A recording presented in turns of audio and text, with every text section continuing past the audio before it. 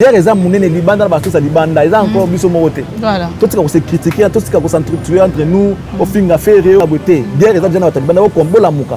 Réveillez-vous. C'est là qu'ils prennent l'énergie à combattre, aller combattre les étrangers qui nous combattent. Prenez les munitions, les armes pour aller combattre. C'est là qu'ils nous combattent. Okay. On ne peut pas faire la guerre entre nous. Si on est une abonnée, pour y faire la vie combat, on va le ok. Bah si ça va aider na bango. So on va ça automatique, après ça matière tina souka. Ma combattre yo trop. En quoi? Pour ça tali pena bien ba pena ba télémela Kofi pena na vie à Kofi, c'est Wenge. Et ça normal. Pour ça la bango. C'est la concurrence. Il y a la concurrence. Ba combattant ngai boye boye, ba sala ngai boye, ba zo album nanga batumba, ba kena na pa nganga, ba sala ngo boye, ba linga nanga boule boye. Ah là tu nous as informé. Nous à notre tour côté les médias en fonction de lobby c'est spéculation. Quand Kofi il paraît, Kofi a soutenu la maison les gens des maisons m'ont dit que quand il a voulu jouer au stade des Martyrs, il a eu besoin des concours de Weir ensemble. C'est chaud. Au monde, la vie parce qu'on a montré dans le sens morote. C'est toujours vice versa. Ceux qui ont monté comme il a causé la carte, ils sont bien à côté, moi c'est que ils sont montés. Socrate Aloba, connais-toi toi-même. Ah. Le bien au type sur la suspense, au combattant ngaï trop. Et aussi à leur manière, bah le rappelle que notre violence à la canaille trop. OK. Vous comprenez? Vice versa. En termes de cosunga, babi que ceux qui kofia sunga, bah on peut basa nini? Basunga. Franchement, papi kakola biya yana ya makelele. Yenda sala qui est engaluke to les katena trace kitoko to moni de kola biso nana bodugo za pe concert na yo abi que ya wana c'est fali poupa et ben petit peu polémique hein. Pardon? Non mais vidéo ezali non Charlie Presse vidéo eza on va pas faire un débat sur ça selfie voilà ngana yo tozalite OK moi na yebeyate zomo moi na yebeyate tant soit na position boue la c'était que c'est ça les selfie fini là les bon. Il n'y a pas de gens. Ça m'a libanda comme Banyama, ça m'a nakati andako, ça m'a nakati bisika batbalate binomi baleka. Ça le ça m'a entre deux personnes. Alors et c'est ngate batbamona, je reprends encore ce que j'avais dit. Donc je suis un peu déçu. Bien que c'est mon ami, nous sommes un tout petit peu déçus de voir que une fois on peut considérer ça comme une erreur, deux fois on ne sait plus quoi dire, tu vois. Mais ils ont besoin des infos. Soit et ça m'a pendant que aza na petit ba filmer pour ça la mabe OK aye parce que otika masanga ce qui a lu kapna ba raison ni ça là que ba on a effet en ngwana peut-être que peut-être sous ba effet alcool et tout voilà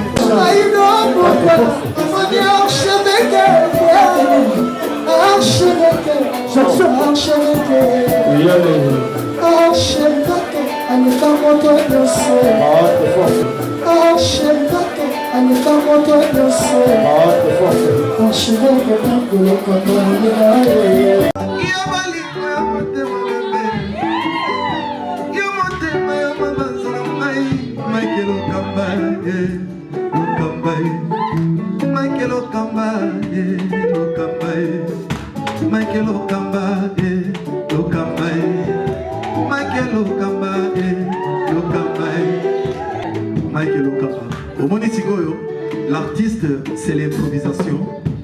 Na honoré dans l'émission. Africa Elengi TV, votre chaîne, l'incontournable, la star des chaînes.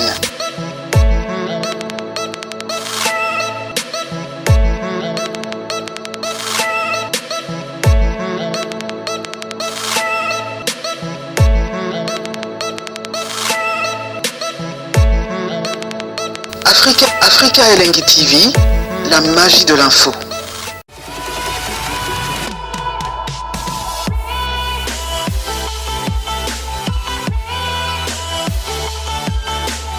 Bonsoir, ça dépend de l'ère à laquelle vous allez nous capter. Comprenez que ici c'est SP La Lyon. Je suis très heureuse de vous savoir très nombreux en train de suivre cette émission qui a comme objectif de vous informer et de vous divertir parfois. Car nous sommes là pour promouvoir l'excellence. Merci au tendre Père le Dieu Tout-Puissant pour le souffle de vie. Merci à mon coordonnateur Mike Lokamba, l'archevêque, pour l'opportunité, ainsi qu'à toi derrière la caméra, Richard Tessa, il mangeait son microbe. En tout cas, Merci à toute la grande équipe de l'Afrique Kalengi. Je ne peux pas passer comme ça sans pourtant remercier les combattants de la Liona, Dr Laurent Makabou, depuis Soudaf, Dr Laurent Makabou Bamoula. Je te fais des gros câlins et merci pour tout. La Queen Pulov, My Lady Boss, je te salue. Pourquoi pas Ayaouli Moucheni, les codes mondiaux, le véritable boss. Hein. Merci beaucoup, en tout cas, merci beaucoup Yaouli pour tout, merci. Et aujourd'hui, je ne suis pas seule, je vais recevoir pour vous l'un de mes confrères. C'est un peu surprise, vous découvrez, vous l'avez makasi, il est en Alobaka, bon ici t'as top, ça m'a tout, il a bino pour naboyo kaye, il s'appelle comme ça. Non, l'Obaïté, on va essayer de parler surtout sur les actualités et tout ce qui se passe autour de musiciens. Tout le monde va voix Mimi, tout le monde va belé, quand on peut comédien, tout le monde peut sex tap, kobi ma jour et nuit, tozo banga, tozo boya, mais toye baté sur les années, bazolo, capsule sur les années. On va essayer de parler parce qu'il y a Aza parent et Aza éducateur de masse, Aza pe muto bolinga mingi et au boyo, koso pas lobby boyo kakae. Donc Richard Tessa, on la plateau. Mon invité là, Charles Prince.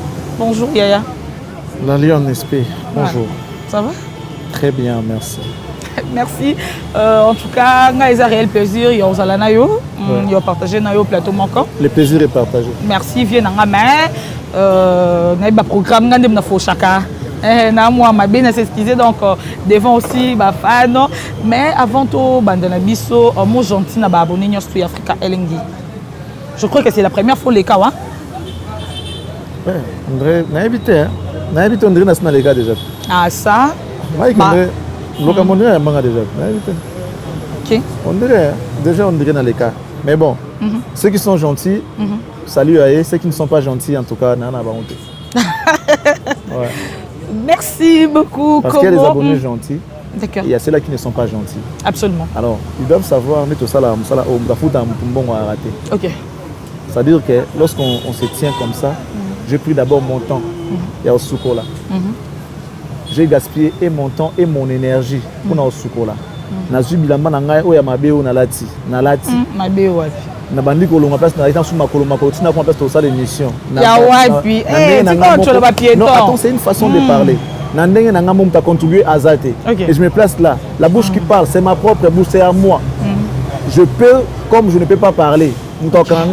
Alors si on le fait, c'est pour vous informer, vous détendre et vous divertir. Moyennant et l'autre côté. Alors, il faut quand même un peu de respect pour ces genres de personnes. C'est ça qu'on demande. On ne demande pas plus, rien que le respect. Si tu veux faire une critique, fais-le avec beaucoup de respect et amour. Sachant que Moutou dans le Bélaza Moutou a droit à respect. Quand vous venez insulter, écrire des histoires de n'importe quoi, ça veut dire que vous nous prenez pour des cons, alors ils ont bien été. D'accord. Donc, ils ont 5 minutes. Si vous avez dit Moussala, vous allez au fêler, au PC, au thé, vous allez chez eux, vous allez la champagne. Vous allez mettre ça dans le canapé. Mais au finger, nous allons Moussala passer. C'est injuste. Même Zamba, c'est méchant. Ouais. Merci beaucoup. Comment évolue ta chaîne? Tous Cactus, voilà. Cactus, ouais. Ça signifie quoi déjà? C'est une plante. Une plante. C'est une plante. Ok. Déjà, par exemple, la plante où on a besoin de maïs de peu là. Comme des Ixia. Voilà. Donc, fleur, plante, on est beau dans le désert. Ok. C'est parmi des rares plantes survivantes dans le désert. Et puis, il y a un koufa à peine. Donc, et koufa, mais koufa, peut-être faut 4 ans tourner en bas. Ok. Mais si on a 4 ans, on a tiki ou ekoya gi wana position ekoya gi na mukolo oyo okuta mwe boti. D'accord. Donc na zoa ngo pour signer quoi sa constance pour ça que il faut persévérer.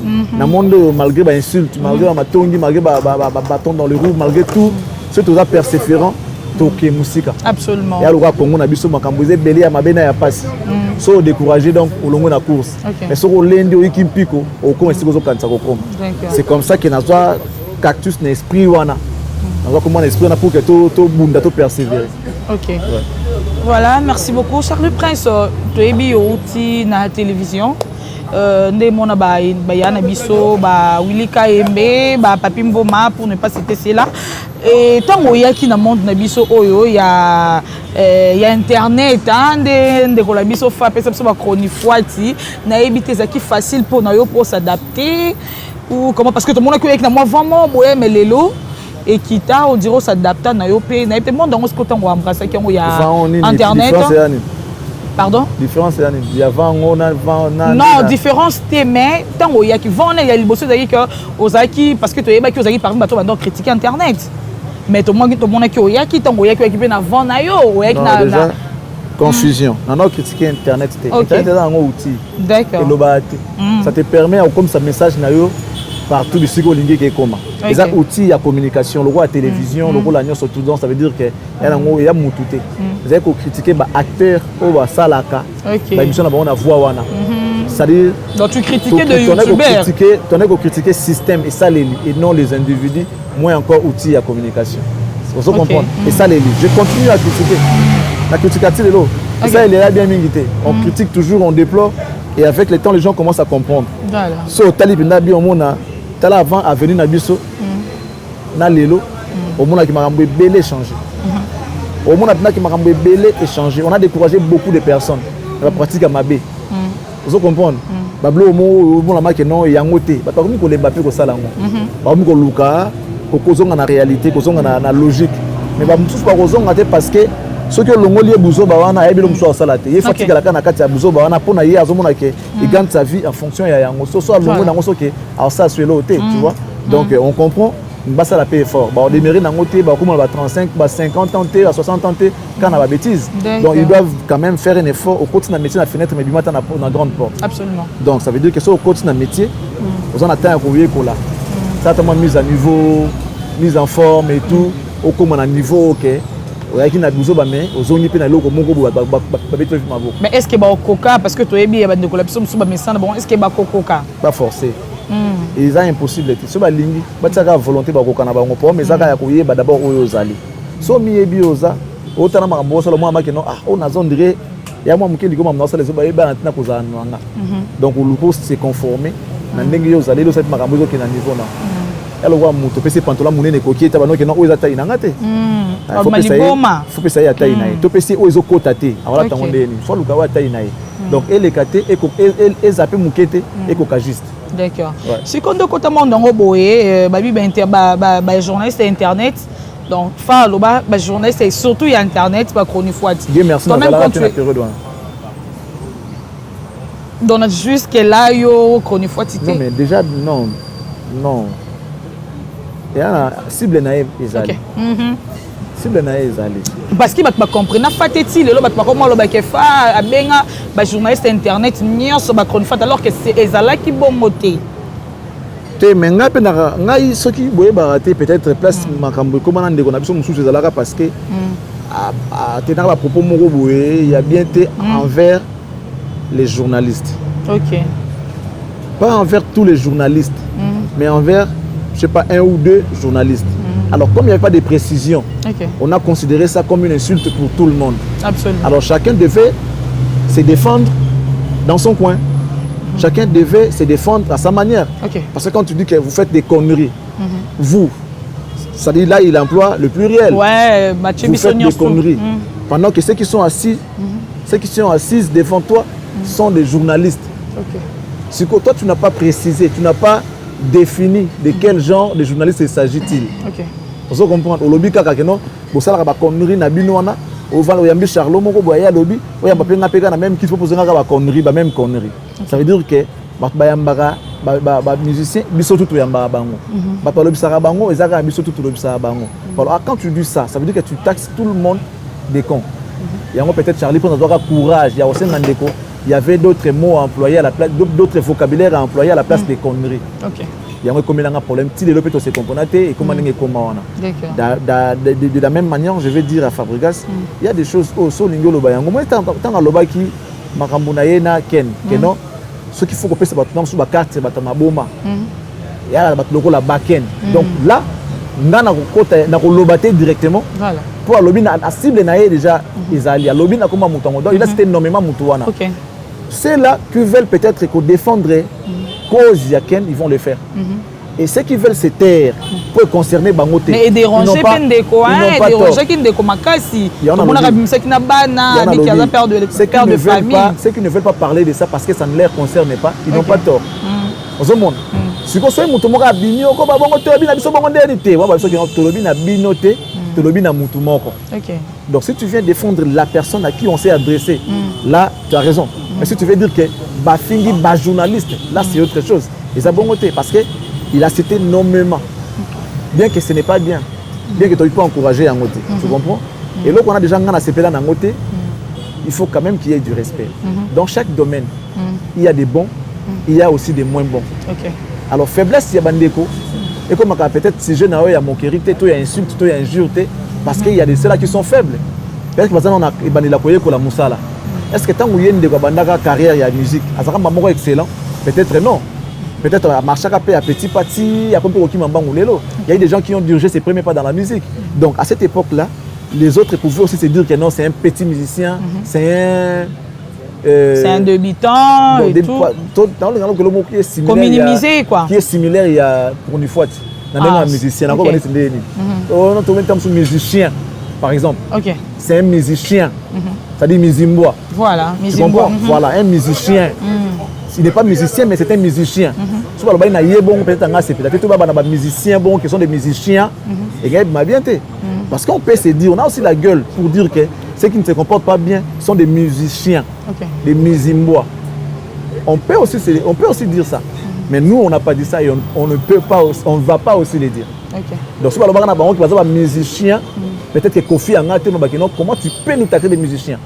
Ou soit Wera, soit JB, soit on doit comprendre. Or tant sauf que nous ta fixé un musicien, c'est Fabregas.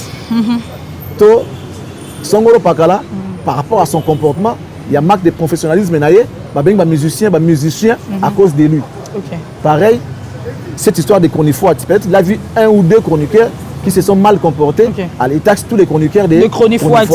Tu vois, il faut chercher à faire la différence et chercher à faire la part des choses. C'est pas merci. Bien, j'encourage pas.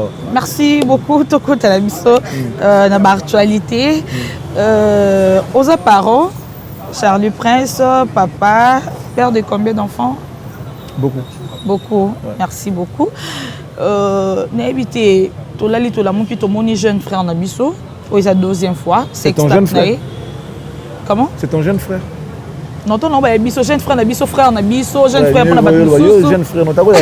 Master pour la Tangana. Herman Kassongo. Tomoni Sextap pour la deuxième fois. Et Bimi, na toile. N'habitez ton que parents, tant au monde qui en réaction à eux, Charlie Prince. Bon, je ne suis pas mieux placé pour en juger Moutou. Mais on peut sa leçon, on peut sa conseil, pas leçon, on peut sa conseil. Ça veut dire que cette histoire-là, ils ont vie à moto. Mais on vivre la vie naïe, s'il y a un moment, il y a Olia, il y a Osukola, il y a aussi ces moments-là de se faire plaisir. Et cette histoire-là, et ça la marque là où les gens ne sont pas, il n'y a pas de gens, et puis c'est un critique à la caca, parce que c'est ça la mélanie. Et c'est un gars qui m'a dit l'acte. Et ça vie naïe. Pourquoi juger était ça vie naïe. Et comme ma béca a fait bimi au vu et au su de tout le monde. Pourquoi? Parce que il n'est pas permis que nos frères, nos sœurs, nos parents, nos enfants puissent voir notre nudité. Voilà. Tu vois? Bon, après, je ne sais pas comment chacun gère sa vie. Je ne suis pas mieux placé pour nous à gérer la vie naïe. C'est un jeune frère que j'aime beaucoup. C'est même un ami pour moi, Herman. Herman, d'abord, vous voyez, dans votre théâtre parmi le jeune c'est-à-dire un télo, au monde qui se comporte voilà, bien éduqué. Voilà. Donc, au monde qui est issu d'une bonne famille, il est bien éduqué, il a fait des bonnes études. Tu vois que je l'aime beaucoup, en fait. Je l'aime beaucoup. Même à l'institut qui m'a les marquages. Mais après, nous qui sommes ses frères, nous sommes un tout petit peu déçus de voir qu'une fois, on peut considérer ça comme une erreur. Voilà. Des fois, on ne sait plus quoi dire, tu vois. Mais quand ça, on m'a bêté. Quand ça, on m'a bêté. Au Soukola, au Liakat. Il y a pour ça, nous tout à ça. C'est ça, là, on pour ça, la minute. Qu'on a filmé pendant acte. Moi, je ne parle pas qu'on filme, mais qu'on ça. Ah, ok. Ah, qu'on ça, la tenga, pas ça, là, on pour ça, là, on ok. Il y a Nzambe na yo na siko sala ngundi jour sala ngo kanisa ko maloba nanga ko sala na plateau à télévision na bato ba tala biso munika mukolo sala yango tu vas te souvenir ba oye bande ni kela sala na ko yeba te ngana bika mukolo sala ngo ya lokwa Jésus saka Pierre yo ko wanga nanga et Mukoulango, Soso Golela. Balamisa, troisième fois, Siko, tu te souviendras de moi. Alors, il y a un peu d'émission. Le gros, lui, que ça, là, en côté, tu te occupé ton dimi. Non, quand tu as couvert, non, c'est couvert. Non, quand tu as simaté pour je crois que tu vas te souvenir de moi. Ok, d'accord, merci, ça continue. Alors, Moutoutou, à Salahango, même ceux-là qui sont au couvent, des fois, viola, mais bien qu'on a Salahango. Donc, c'est là où Moko Boy, Moutako, Betato, qui est à Salahango, tout ça et tout. Non. Et ça, c'est un lieu secret. Donc, des lieux secrets où il n'y a pas de gens. Ça, c'est un libanda comme Banyama. Ça, c'est un Katianda. Ça, c'est un Katianda. Binomi Balekaka. C'est entre deux personnes. Alors, je reprends encore ce que j'avais dit. Donc, je suis un peu déçu. Bien que c'est mon ami, bien que c'est un frère, mais je suis quand même un peu déçu de voir là. Et ça, des infos. Soit, et ça, pendant que ça na Twitty, va filmer pour ça là mabe. Aïe parce que vous tirez ma sang. Ce qui a le raison c'est ça là que on a fuite en nengwana. Peut-être que peut-être sous effet il y a alcool et tout. Voilà. C'est perdre après tout le monde a filmé après voilà sans le savoir. Après à saluer ma c'est une vedette, c'est une star. Non, mais tu as filmé parce que les gens ont filmé. Non, mais vidéo est allée. Non, Charlie Presse vidéo est allée. On va pas faire un débat sur ça. Selfie. Non, ils appellent débat le symbole. Moi, position.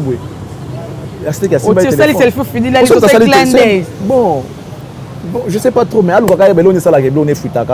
parce qu'après, ça l'a bien mingité. Voilà, c'est tout ce que je peux dire. Merci beaucoup, conseil d'un grand frère, d'un petit frère. Donc, je crois que Afrique Elengi, toute la nama partout, on s'appelle Libakou. Il y a je le soutiens quand même. Courage à lui. Ah bon? Courage. Batunior, surtout baza contre meilleur au petit courage. Non, mais c'est quoi bon. Ok. Tout dans la Bible. Nani wasa le sumuté, azwa libanga abambai. Ok. Le sumuka ya wanate. Nana tongate, nana yibate, nana fingate, nana sala mabete. Azwa le sum, azwa libanga abambai. Abambai parce que la Bible dit, oya ko bakasa le sumuté aza muto lokuta. Ok. On se comprend, nul n'est parfait. Mon centre yaga yemo nzambe na Yesu. Yo ya musumuki na niveau na yo. Ngara musumuki na niveau nanga. Ok. Mais si ko soni nde na biso bande ko na famille. Mais les soumous, surtout tout ça là. Surtout considérant les soumous. Olivier Moukoko, mon ami, merci beaucoup. Bien que je suis nous sommes Olivier Moukoko, Calais. First class. Tu vois? Nous sommes en dégoûté qui sont. Mais bon, les soumous, surtout tout ça là. Merci, Waneza Conseil. Nous avons bon pas à Mbiaka, Charles Prince. Donc, à Biwasa, dans le soumouté, à Bamba Herman Kassongo, Libanga. Charles Prince, depuis Ozana Média, il y a de cela combien d'années, combien de temps? Dans la deuxième décennie, j'en ai aucun 20 ans. 20 ans, waouh. Ok, vers 20 ans. Donc, on mangeait là-bas 18, 21. 18, dans la deuxième décennie, on a attend sur 15, 16, 17, 18. Ah, ok, donc ça donne bien na Mondo. Et surtout qu'on a chroniqueur musical.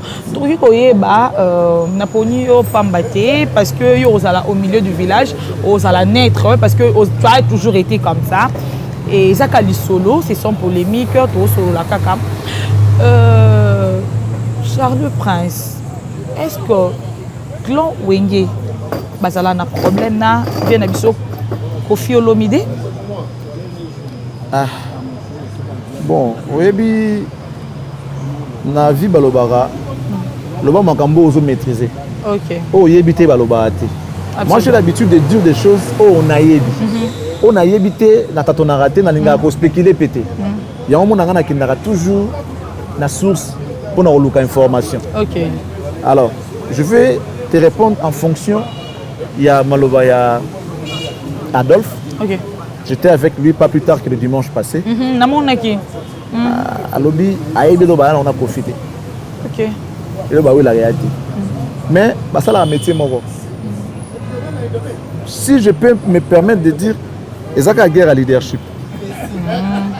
yo lingo s'imposer aux ala yo pour na lingo s'imposer les ala bango na guerre wana ya za la raté les qui a raté si vous ceux qui va bousculer yo so mona que non ba les qui va manquer un respect non ils ont erreur tout ceux qui ya tia ba paquet so lenda bi que non vieux ça nga faux pas vieux t'es pas erreur bobunda na musala bo éviter ka biloko o ezali illégal OK c'est-à-dire bah manquement de respect que toucher à la personne d'autrui atteinte à la personnalité atteinte à l'image insulte nous surtout on a beau éviter yango OK na ba complot ça que ngo détruire carrière à mutu parce que nous a participé na Congo yango parce que les gens bah ça la première fois ba détruire carrière na yo ba linga penda ba bunna bato ba kana na o te va détruire yo ba détruire carrière na yo mais so za ngo ka guerre que yo bimisi album nga pena bimisi album yo te nga pena te to bisaka makambu na ko na ye na on sumute parce que ti yo bo wate que non bon parce que to ça la mettez mon vieux Charlie na ti que vieux Charlie espace à régner mais non le ba Mike le comme ba ça na bango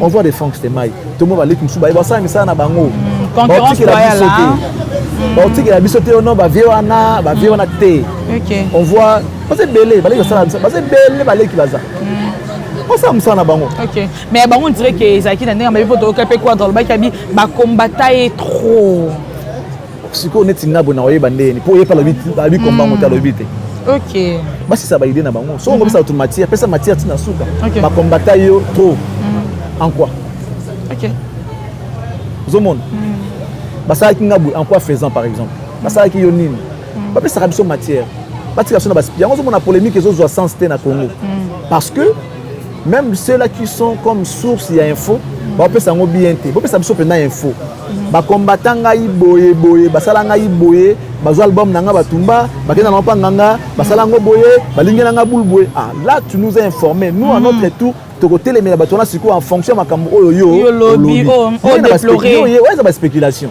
le bien au type sur la suspense oh ba combattant ngai trop et aussi à leur manière ba lo appelle que non violence ça biso akana yi trop OK vous comprenez en termes de kosunga babi que ceux qui ko faire sunga bango pe basa nini sunga quand Kofi il paraît Kofi a soutenir maison mais tant que bandaki les gens de maison m'ont dit que quand il a voulu jouer au stade des Martyrs il a eu besoin des concours de Weir ensemble c'est chaud au monde na kati ya vie basunga mutuka na sens morote c'est toujours vice versa ceux qui ont muto comme ka cause la ka lisunge ou ta côté mon c'est que ça sumutute OK Socrate aloba connais-toi toi-même so ko mi yebinan oyo zali il y a certaines choses au sala tenet ngai boye même moi je suis à l'époque je dis bien nako ba chargé à communication à groupe Dikin.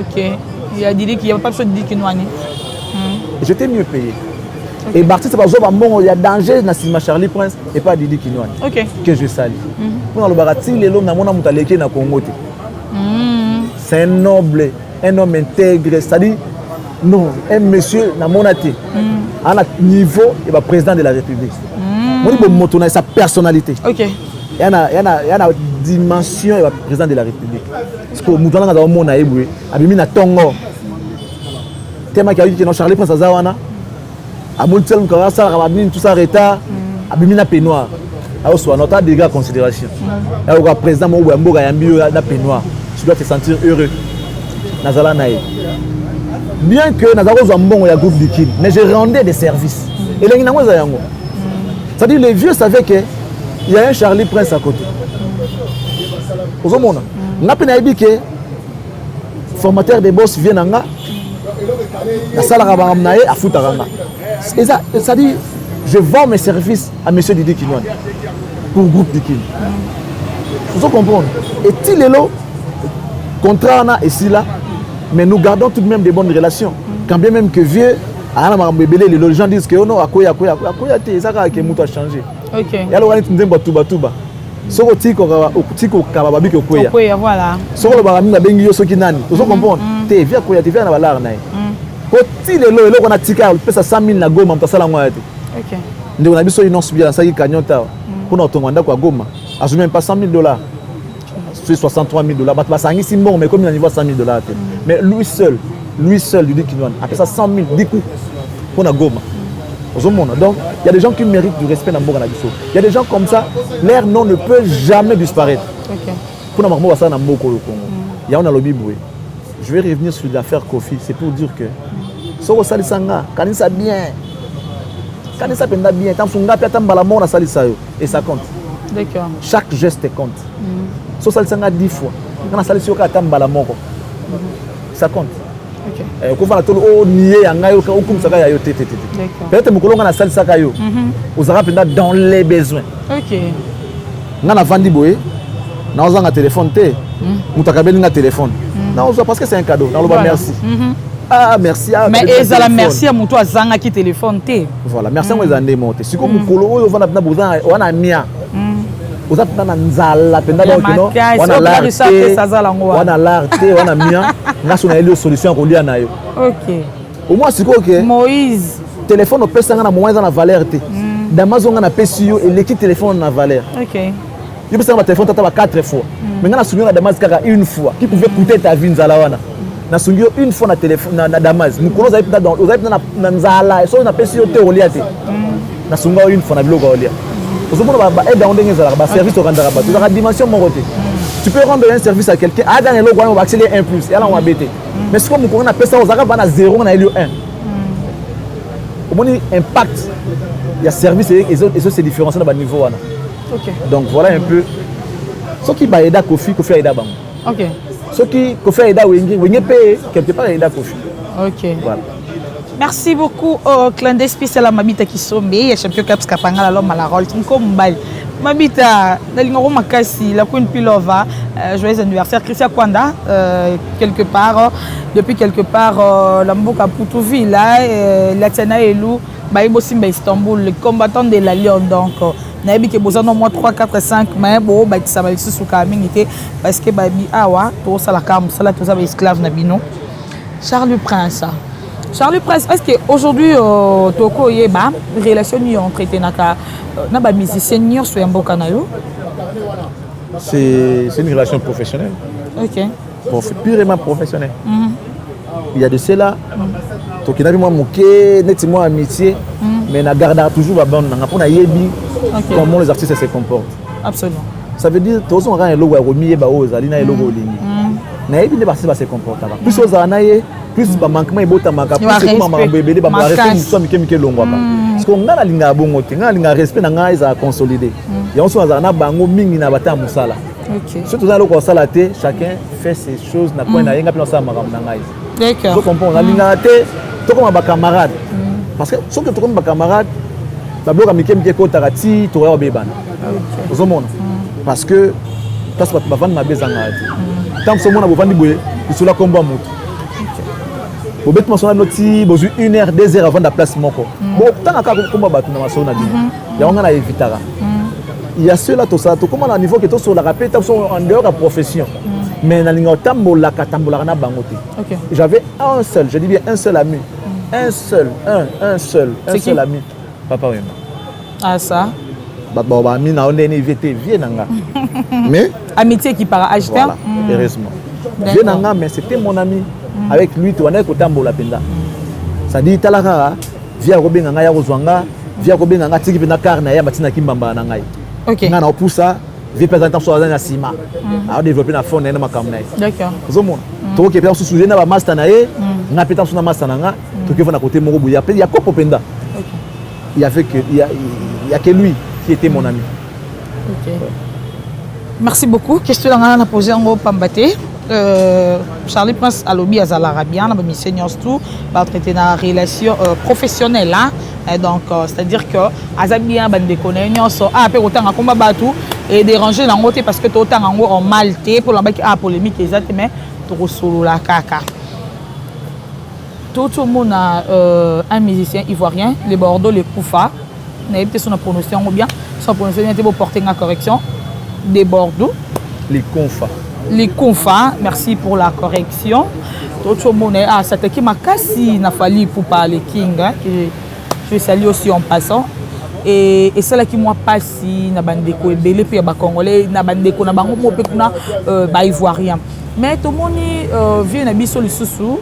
Kofi Olomide waza papa ya fali poupa Abipa naïe a souhaité que de Bordeaux à la parmi invité naïe et créer ma polémique mais pourquoi ya za papa Fally tant batumuso couteau baza na relation mon côté bana lien mon côté na Fally bazo ko s'attaquer na de Bordeaux même bandeko il y a des Bordeaux kuna ba ivoirien tout le monde qui a Pouchou hein Pouchou national à s'attaquer qui peut na de Bordeaux mais papa naïe pourquoi bongo n'a habité Charles Prince n'a mambana nyos tout isolé calendrier bazolo bana Fally Kofi bazo traiter Kofi de papa Mabé de jaloux et tout ni nyokolo ba par rapport ya mambana nyos tout isolé ka bazana raison ou est-ce lango normal Congolais comme ta émotion. OK. Congolais s'agite trop. Pas s'agite à mine. Congolais yo karabienté. Congolais zaka soka eh wo il a interprété na ndenge na yo ba tuti mutu. Oh ta soki na wo ya bale. Je te dis. Congolais so kanga wo mama. Oh mutu mo kuna ko ya melaki poison akufi. Oh mutu mo kuna ba beti mo simo kuna ba saki boy. Ça dit de là où il est aye ko talaté. Lui il donne sa version de fait. OK. Je me rappelle tantôt au Tanga Nanchik. À l'époque j'étais à Lista. Soka kuna Simba tout ça. Je pense que c'était dans le Koya. Moi ibi. Ça dit aussi d'un instrument, comment que passe par Mbozali, ce que tu n'as ya ni nango, on a déjà ça c'est nous. Ça dit aussi binzete. OK ko bana ko bunda sans pour autant oyeba mutu na makolo ya likambo ngo. D'accord. Ozo bunda sozo tu ya la défense na. Enfin ni nango. Tu es déjà dans la situation. Et ça bêtise et ça erreur. Avant on le likambo, muka oyeba. Par là où est-ce que tu veux en venir? C'est-à-dire les Congolais, ils ont raté, ils ont raté. OK. Ce petit-là, de Bordeaux. Il s'est attaqué de tous les artistes et musiciens congolais. La vidéo, il n'y a pas que Fally. OK. Il s'est attaqué des musiciens congolais. Guerre, il y a comprendre dans Côte d'Ivoire, la guerre, la guerre na RDC, guerre froide. Par rapport à ma musique, à ce moment, RDC a étouffé. Ils combattent nos artistes. On peut avoir l'unité. On va comprendre chacun se bat na coin naïe. Biso na jeunesse na bango peut tout ça emporter na ba bêtise. Moi tout le monde na du campus se vendre li exact. Mais moi je vais réfléchir en disant ceci. Soy Kofi. Alors vu que c'est peut des Bordeaux à l'inviter na c'est qu'il y a papa. Parce que muto faut apprendre les airs na kanda c'est Kofi. Comment ça? Ceux qui débordent le bien Fally c'est son ami ba génération moko. On doit comprendre. Il peut s'attaquer à Fally, Fally, artiste, clash entre ça existe entre les artistes. Baza, master. Mais Kofi ça papa. Mais dans cette vidéo, de Bordeaux touche aussi Kofi Olomide. Il a touché Kofi. De la même manière, il a touché JB, Rafer et tous les artistes. J'ai fait une émission où j'ai déploré ça. Comment on compare la musique à Côte d'Ivoire et la musique à Congo? Avec qui? Alpha Blondy? Oui. Qui? Nani Sous. Tu connais déjà Fakoli? Arafat, l'unique. Ceux qui déjà Arafat avec il s'est inspiré du Congo. OK. Il a cité Bill, na petit Nabiso. Oh, Braza, comment il s'appelle? Ramatula, nani petit nabiso animateur nani ya Braza nani. Comment on peut échapper nga? Wa zala pe na matanga na ye hein. Bagenda na roga. Zaparo de guerre. En tout cas comme on est kiminga yawa. Motunanga sona ki pe Braza do mona na trop boy. Comme kimi. Je sais pas si c'est Zaparo ou bien Moussou na habité mais cause à Zaparo. Nabil. Tout le monde. Si vous y a des Bordeaux, ça même pas na poids, il y a Arafat. Arafat à la fin que les artistes qui ne vont pas accepter que le Congo est une source d'inspiration, ils ne progresseront jamais. Alors, donc, Bordeaux est en train de maudire sa carrière lui-même. Mais ce qui fait à l'objet, c'est que fait ça par la grandeur et esprit. Grandeur d'esprit. Abimo Nayaka. C'est comme on a fait au Kassoni. Il y a un concert à papa. Bon, non, il n'a pas touché que Fally. Tous les artistes congolais. Pourtant la vidéo on a bien. OK. Mais non, il y a encore un autre problème. 3 semaines avant, Assalfo a clashé Kofi en lui taxant d'un petit verre cassé. C'est trop fort. Bon, éviter. Nous avons kaka fali confité. Makamuzo leka. On nous fait déjà la guerre. Nous avons éviter. À Salfo qui qualifie Kofi d'un petit verre cassé. C'est que moi je ne peux pas accepter.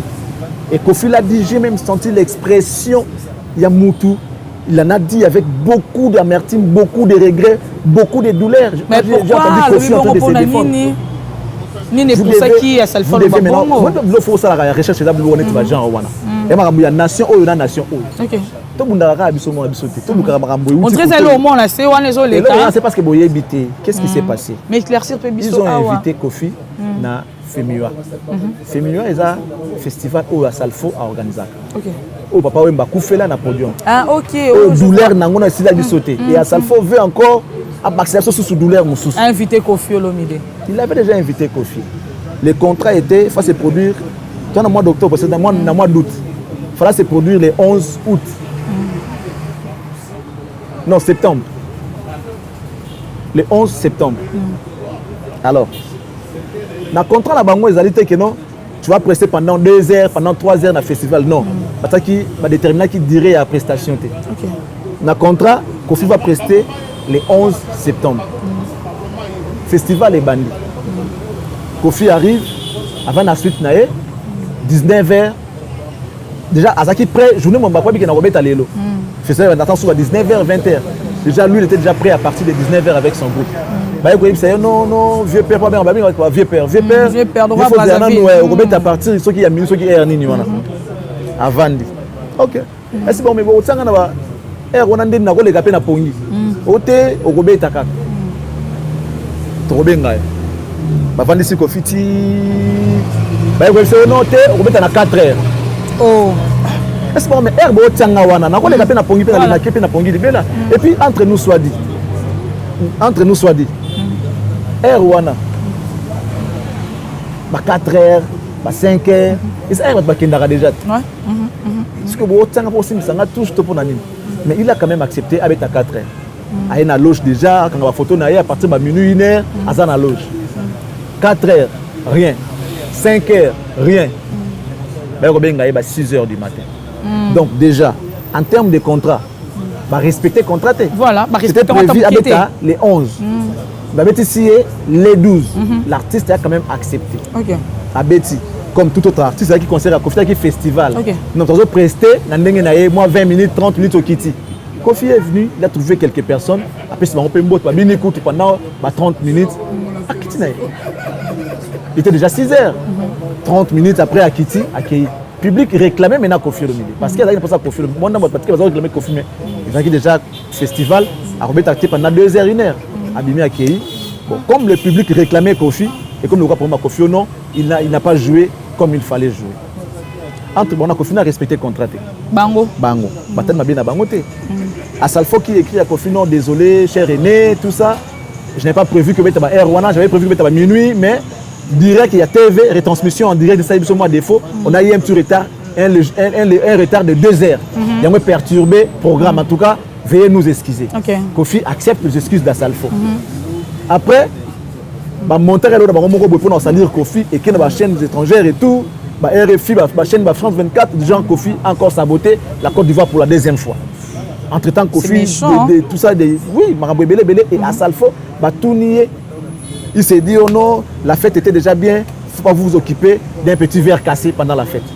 Oh, il était allé plus loin comme ça. Tu traites Kofi d'un petit verre cassé. Waouh.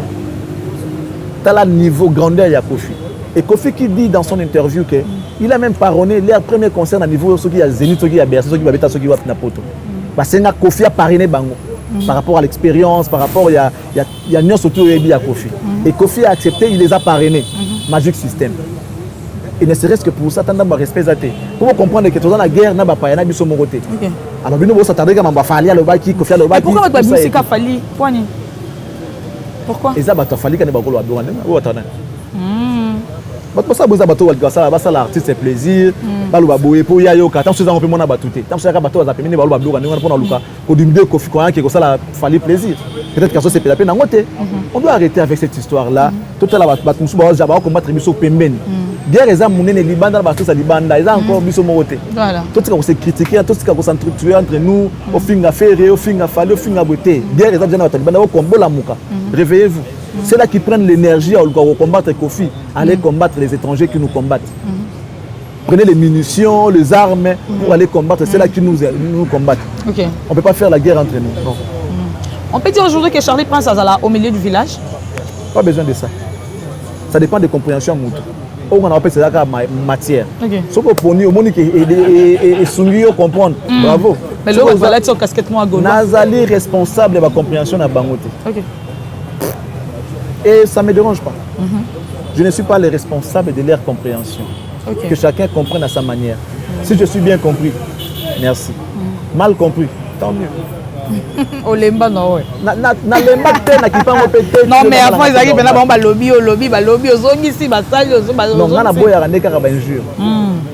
Pour tant zo finga nga na yu manote. Na pe mutu. So finga mer nga na te ba passa waka pona nga. Keba na ko zong sapé. Peut-être pour la vidéo, moi, oui, parce que dans Moutou, dans le Baka, les chagrins qui représentent la perte d'un être cher, je ne les souhaiterais à personne. Parce que quand on a vécu chagrin, on a perdre être cher. Ben insulte, na permettra à yangote pour la finga rabatu bongote. Na linga muta finga, tu sais comment ça fait mal. Et en fait, na linga finga batute. Moi, je dis, je fais mes critiques, des fois scientifiques. Sauf que les ayeux par rapport à propos nanga, pourquoi c'est un droit de réponse, pourquoi contribue dans le bananga, tout en restant Nanzela, voilà. Sans pour autant insulter. Pour la finir, tu n'as pas bien travaillé. Na traité des autres, tu dis que tu n'as pas bien travaillé. Or, si tu avais bien travaillé, tu n'as pas reçu parce que tu n'as pas bien travaillé. Voilà. Sauf considérer Malobana comme critique mot scientifique. Pardon, ça l'effort ou améliorer le travail, continuer à travailler pour le biozoa. C'est ça simple, na finioté. Voilà.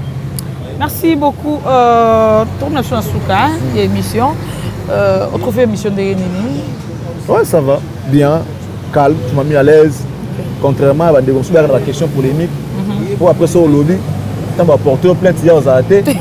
Comme l'État est là, c'est ça. Mais Charlie Prince, est-ce qu'aujourd'hui, numéro 1 de musique congolaise Azali? Par rapport à Exploit, c'est périodique. Netilelo, tu as numéro 1 en termes d'album, mais qui c'est Wata. Héritier avec Méange Mudémon. Azali numéro 1, il y a l'album Oyo et Sebin. Parce que son album joue. Et maintenant, c'est qui n'a moins. Méange Mudémon, maintenant décembre. Le décembre, voilà le 18 décembre. Il faut comprendre. Le number 1, il y a l'album. C'est Wata. Pour ce temps en termes de production. Ok. Tant que tu as au Fali. Tant que tu as Fali. Pour ça, c'est ce qu'on a dit. Quand on a dit en termes d'album, on les obètes dans la Congo, Toyo, Kanakin. Alors, s'il fallait maintenant regarder l'aspect, ça, c'est comme la statistique.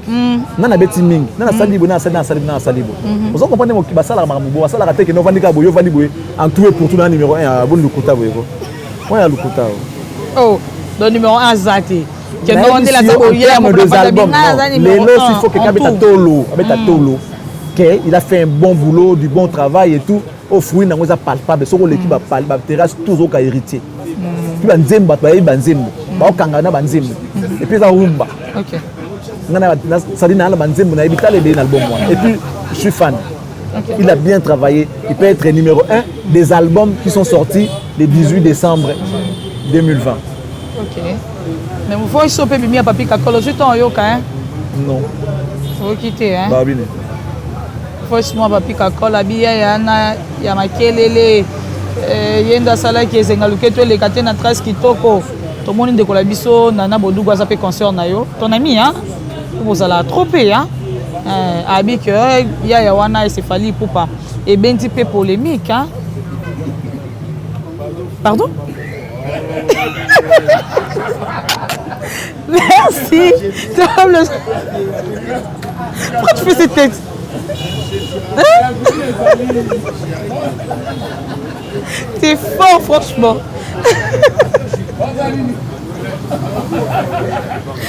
Nous sommes à la fin. Nous sommes à la fin. dernier message et puis ton numéro de téléphone si c'est important pour que toi suives ça biso. Merci à toi.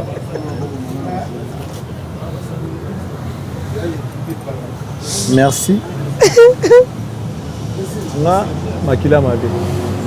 Nga mais donc il fallait dire maman mo lo batamo loko. Kombo nanga mandola mandola lo banzo te Tracy. Kombo nanga mandola lo banzo te Eleza. Dadimar la Tukulu, merci beaucoup. Nga na mandola. Yo mo boye bango Nga na milela kate o nazanga to pena zwa. Oboy no kota. Espela Lyonnais. Oboy no loba. Kate remodangi. Pour que voilà c'est ton ami. Je passe tout le temps à la fin. Au moment s'il te plaît. Sur ton numéro de téléphone, hein? Mais dédicace César. Mais dédicace César. Non, ça la dédicace. Ben oui, ceux qui vont les alliés, tu peux. Pembongo Maboko Bank. Sponsor. Merci. Bandeko balinga à Charlie Prince. Tout c'est ngabino l'art. Et vous avez besoin de cop. OK. Vous avez une cop. Pourtant on a besoin de l'art. Parce que après tant vous finir abisso la pauvre. Un tel aller qui un tel n'a pas besoin de Moi wapi. Bon, donc on a tout ko kana bango ko sunga biso pe. Vous avez une cop ko kabelanga l'art noti. Il a ta cop. Leni na agence nanga. OK. Tata logo na chaîne na yo. Lobela kanga sala nga promotion. Net Olivier Mukoko apesa ne bat musuba loba basa la promotion agence na izolanga. Bon, Olivier Mukoko. Olivier Mukoko aza moi si connais tinga bona ba massa na nga ya tongo. OK. C'est-à-dire c'est un grand businessman. Na comment ta musika. Olivier Mukoko akoma musika. Si connais tinga ibwe. So moninga na car, ba bio te moni kutu car wana. Basi mutu apesa ka yango mais non, j'ai des amis ba na kata business. Okay. Et là autant il y a $30,000, na ko autant na 15,000.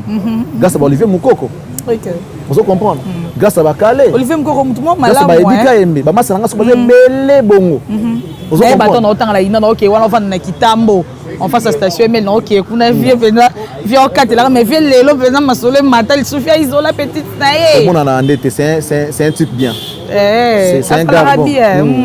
Donc, first class, bambo te belé siko zali Olivier Mukoko. Siko yo, na ba massa bongo siko belé. Faut ça la réforme. On se faire entourer na bato bien. OK. Pour que on la paix bien. Il y en a aussi un bato balinga biso. C'est là qui peut faire quelque chose pour nabiso basalango. La vie est comme il passe les lots. Seul on peut pas s'en sortir. Mais bon il a besoin de cop. Ngala senga mbongo, ta senga cop. OK. Na olia ngo avec plaisir pour nabiki na osala na olia sueur à front nanga. Parce que là-bas que l'homme mangera par la sueur de son front. Voilà. Ngala lia ka motoki nanga, ça dit welinga cop. Neti buna te na cactus na tia masalanga mari nani logo ya masalanga pepemo maboko bank. OK. Nazana la bibish umu na ngai. So na fandi boye moi mutu pasi ayibike focus ya bibish umu. Nazana ba Laurent Dorter Laurent Makabo hein. Nana ba ouais nana ba batunanga logo ba Eva Moir. OK. Batunanga logo ba Blaise Mbuku. Batunanga logo ba Odilo Mampuya. Batunanga logo ba Nunu Ndembika. Ndems Abima na Kimbanza 5505 na Bandal. OK. So ko tibunanti yobo masika po aoteka bilamba ya sonetika olatibo ya solo. Ya banyamanyamati. Vraiment. Voilà, vous comprenez. Nana ba te belé sikoyo. Derrière un grand homme, il y a toujours une grande dame. OK. Moi, ce que tu vois ici, on se calme pour dire bonjour au temple du plaisir. Maman Paradis, Astrid de Moulenda. Maman Paradis, je te salue. Si vous venez sur ta scope, dans un bana, c'est ma maître. J'ai mis ma ligne, à qui je souhaite bon anniversaire. Ça, c'est ma fille. Maître, papa, il faut appeler maître. Bon, na vidéo de mais il y a une gars maître. Maître Gemima, il y a un grand respect. Maître respect, c'est-à-dire les défenseurs du faible. Merci beaucoup à toi. Et un grand merci aussi de Bandeko, tout ça là en confiance. Ceux qui croient encore en moi, on peut beaucoup donner. On peut donner encore plus que ça, ce qu'on est en train de donner aujourd'hui. Mais ça demande les moyens.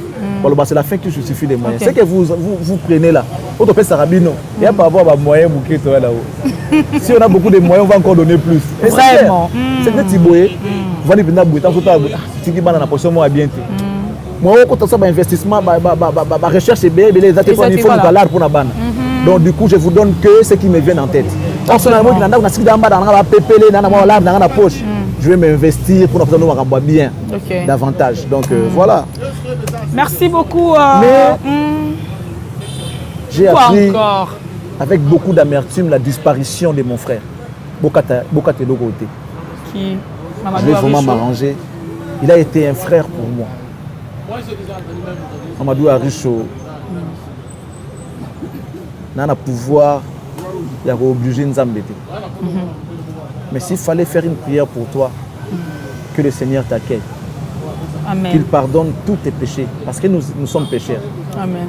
Enfin que, au fond, dans nos beaucoup, il y a un colo. Parce que, on a vu des amis, mais Azalaki Nangaï, Bibi Chamale Siko Tika Nabana, tu as payé un logo à PCOT. Vous avez reçu un biso, Nambal Nayo, mais vous avez dit au Tozala. Si jamais, je le dis, si jamais, un jour, au monde qui est là, comme besoin d'un besoin, tu as Charlie Prince. Bengangaï, c'est un service, je le ferai avec plaisir. J'aimerais voir un jour Bengangaï, c'est un service, maintenant que ton mari n'est plus. Il a été pour moi plus qu'un frère. Toi, tu sais, le roi belle-sœur Nanga, et tu le resteras, vraiment belle-sœur Nanga, parce que ton mari fut vraiment un meilleur ami pour toi. Et pour moi, sa disparition est pour moi un drame personnel que je regretterai à jamais. Merci. Merci beaucoup. Paix à son âme, Mamadou Aricho. On a l'habitude de purger à Mastalanga Merlin Bouton. Hier, Merlin Léli, mais bon. Ainsi va la vie. Il y a solo, hein. Ainsi va la vie. Et... Merlin, là où il est, il y a toutes sortes d'informations. Merlin Bouton, je vais encore te dire que Maître Roba, na Kenya, na Nairobi, à Dayabe, à Koufa, un autre ami encore. Donc, on a bien senti que tout ça est master. Maître Roba aussi, paix à son âme. Et encore un grand ami que j'ai perdu, que je n'oublie jamais, que je n'oublierai jamais, Elvis Mahel et Manda Chouva. Il règne sans fin dans mon cœur, tu resteras à jamais. Mes amis même, c'est là qui sont partis. Dans mon cœur, vous resterez à jamais. Mais où bâti Kalipé, Lopé Merlin, Bouton, frère Nabiso, tu vois, on a vite fait, frère Nabiso. Zoyo canapé les sous, tu es la moindre bâti Kaloko, ça fait branchement. Pour Azangi n'a pété Batbazana, mais oui, qui est biso kin awa, mais en buvant d'après la ratina, t'es en personne numéro 1. Numéro 1, non. C'est mon petit. Mais aux a nouvelle n'a été. Comment ça, aux a numéro 1? On a bien en vite, surtout bien en sauté par jour. On n'a pas pour la licambo, son moto, on a licamboté, mais c'est que non, tous moi tant bien ça arrive. Tous moi tant bien en été. Tant que on a émission, moi bien encore surtout pour voir quelqu'un sauter. Sans rancune. Moi, espère la lion, on va en sauter. Parce que vous avez présenté quand vous vous appelez Tona Moutou, on s'est comme on est allé parce que tous on attend il n'y a pas 20 minutes. Mais bon, je vais essayer un peu de le recontacter. Voilà, il y a un message comme pour y rattater l'émission Langaï. Ami selon moi, donc Merlin Bouton, je te salue. Merci à tous nos abonnés, merci à toi derrière la caméra, Richard Tessa, merci aux combattants de la Lyon.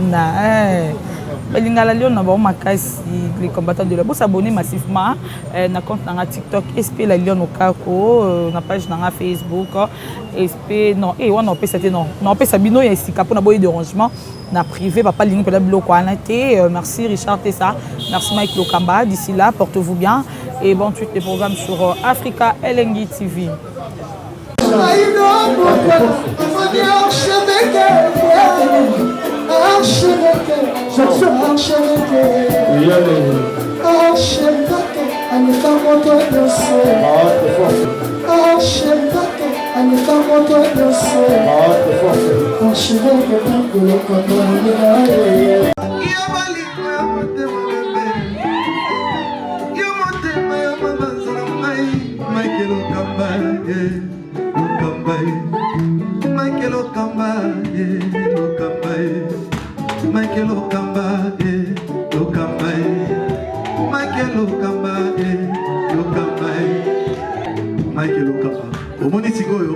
L'artiste, c'est l'improvisation. La honoré dans l'émission. Africa LNG TV, votre chaîne, l'incontournable, la star des chaînes.